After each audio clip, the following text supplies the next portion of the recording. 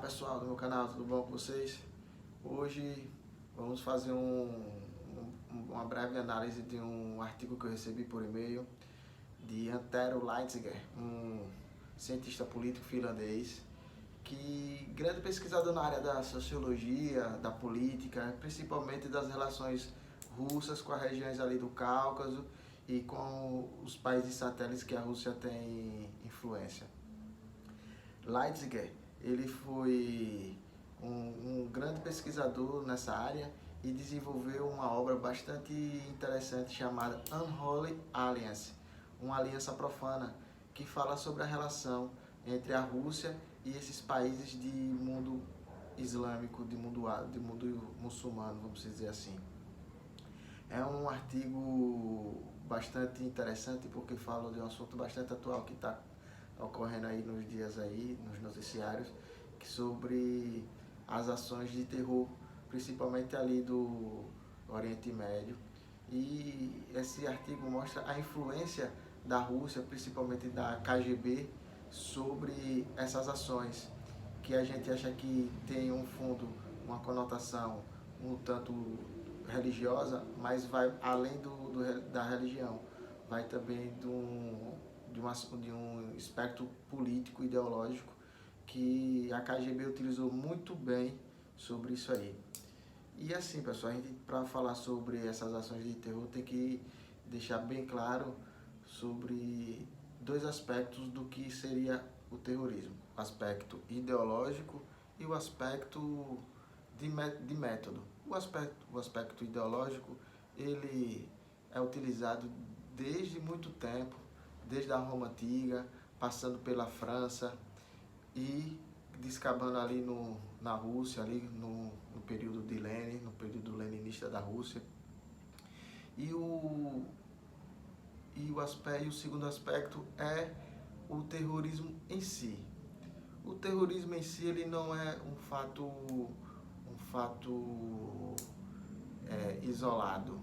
O terror, ele é utilizado como ferramenta para a propagação do medo de forma arbitrária, não restrita e não especificada.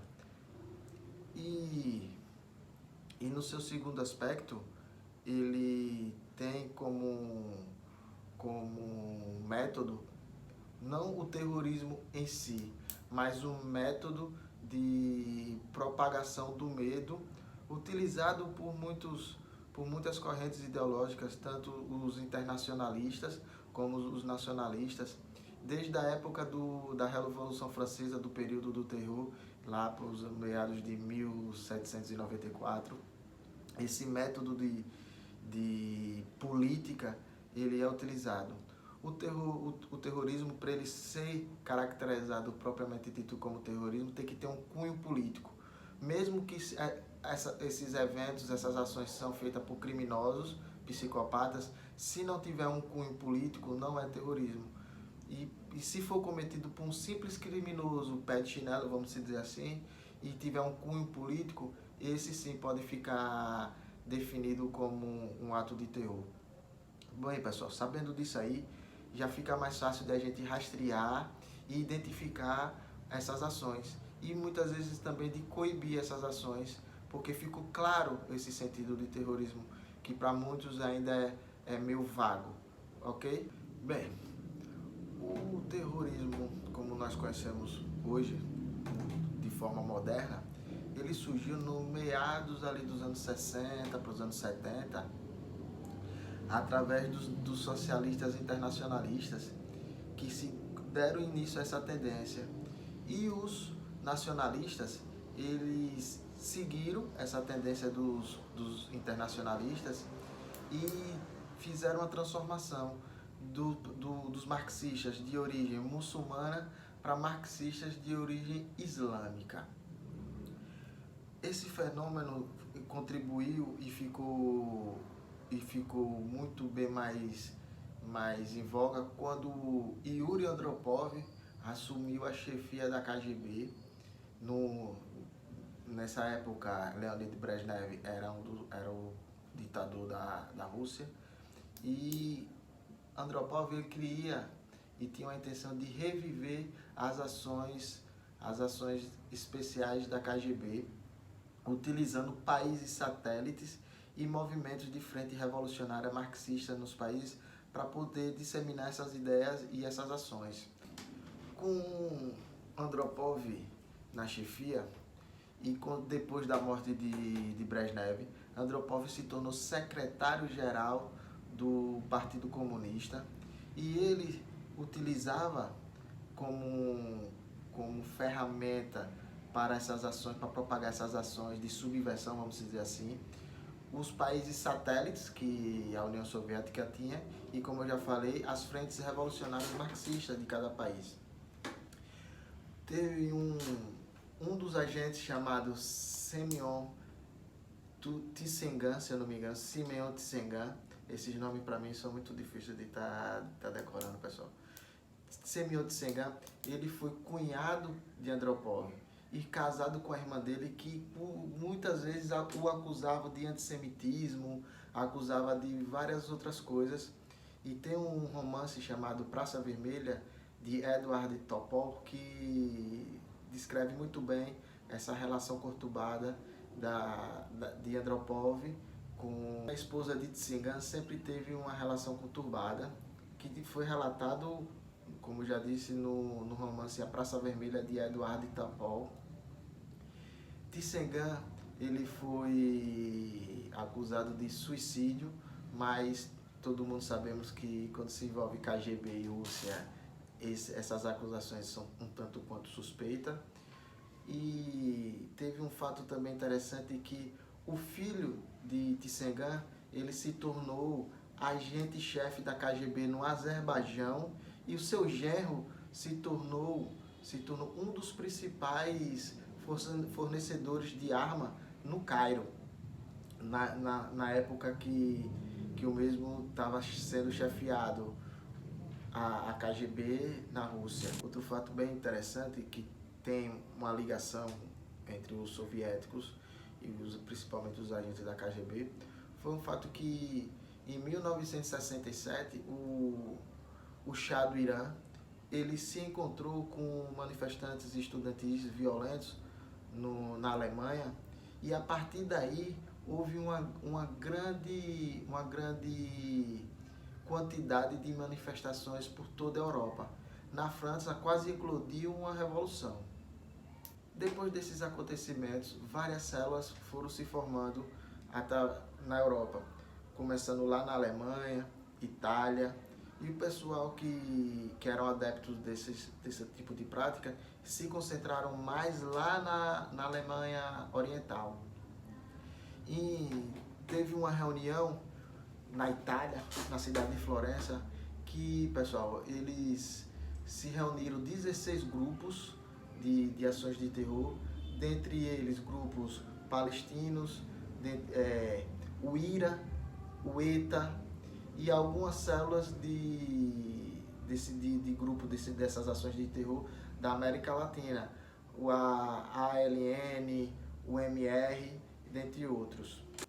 Aqui na América Latina, gente, Cuba foi uma das principais fontes das atividades revolucionárias, concentrando grande quantidade de agentes da KGB que disseminavam esse método de fazer política por todos os países que eles tinham seus tentáculos ali espalhados.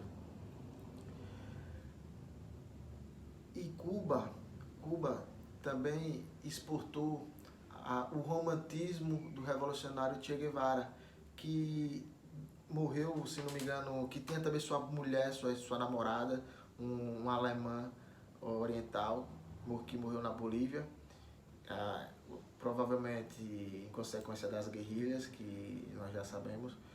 E 30 anos depois, podia-se ver essa imagem romântica estampadas em cartazes, em outdoors e até mesmo em camisas de jovens e adolescentes combatentes na região da Palestina. Aqui na América Latina, esses movimentos revolucionários fizeram muitas ações, desde o México até aqui o nosso vizinho próximo, o Uruguai. No México, manifestantes estudantis das células revolucionárias cometeram atividades de terrorismo antes dos Jogos Olímpicos. Na Argentina, o MLN tiveram suas ações de guerrilha urbana, assim como também no Uruguai. No Chile, eles já foram rechaçados pelos militares.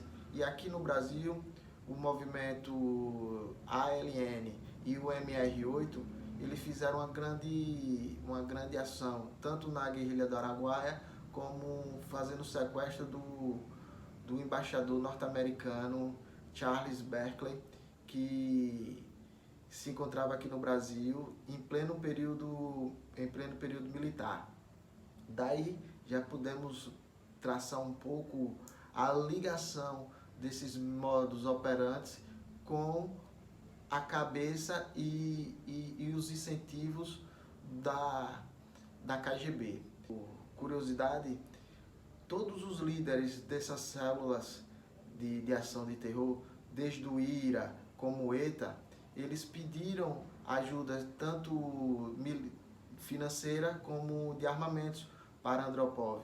E Andropov considerou ajudar por certo período essas células para poder ter um seu interesse, ou seja, o interesse soviético, o interesse da KGB, ter seus interesses sendo beneficiado em cada região dessa, promovendo principalmente a subversão do país e o culto ao anti-ocidentalismo, que é uma das principais ferramentas que hoje nós vemos aí utilizadas verbalmente por esses indivíduos que compõem essas células de ação de terror. Bem, gente, no final dos anos 70, os movimentos revolucionários, tanto nas Américas, América do Norte, América Central, América Latina, quanto na Europa, estavam sofrendo um grande declínio nas suas ações e principalmente na sua aderência devido aos ataques cessantes dos seus líderes e o afastamento de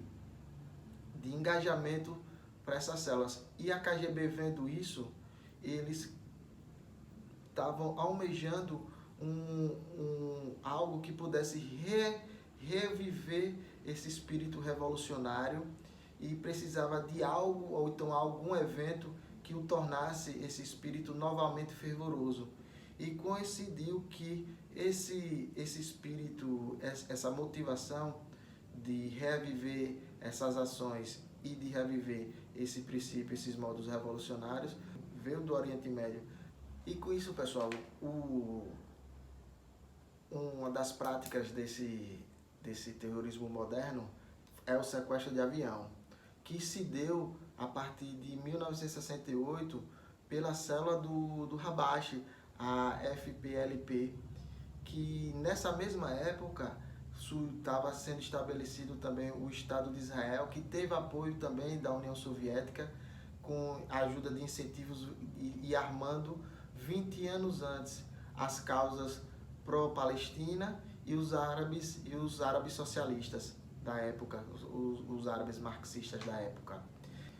Bem, pessoal, esse socorro que veio do Oriente veio principalmente personificado numa pessoa chamada George Habash, um líder pan-árabe que era um socialista nacionalista que criou a Frente Marxista-Leninista de Libertação da Palestina. Essa frente foi dividida com o tempo, porém ela se tornou uma célula tipicamente terrorista. Se não me engano, em 1968, um dos líderes da célula, o Vadi Haddad, que foi vice-presidente dessa célula, e foi cooptado como um agente da KGB por Andropov para poder estar ali mais perto e deliberando mais aos interesses da Rússia sobre a região.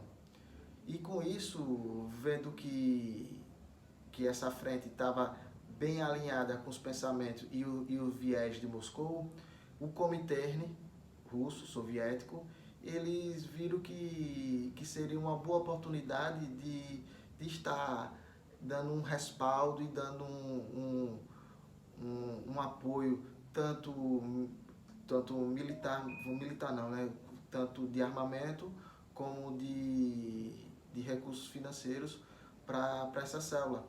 E o Haddad, né, o Vadir Haddad, ele sendo cooptado como agente da KGB, isso ficou mais próximo da Rússia e confiando mais e tendo mais confiança sobre suas ações.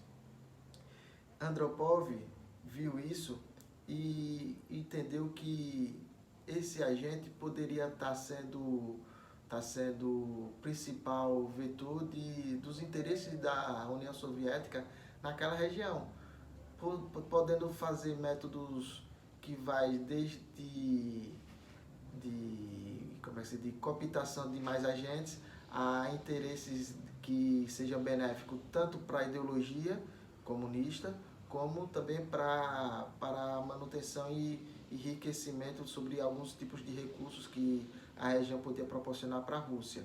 Então, galera, isso aí foi uma breve pincelada desse artigo que eu acabei recebendo, que eu achei muito interessante e queria compartilhar aqui com vocês. Eu vou deixar esse artigo aqui gratuitamente na descrição para que vocês possam estar se atento mais e se aprofundando mais no conteúdo.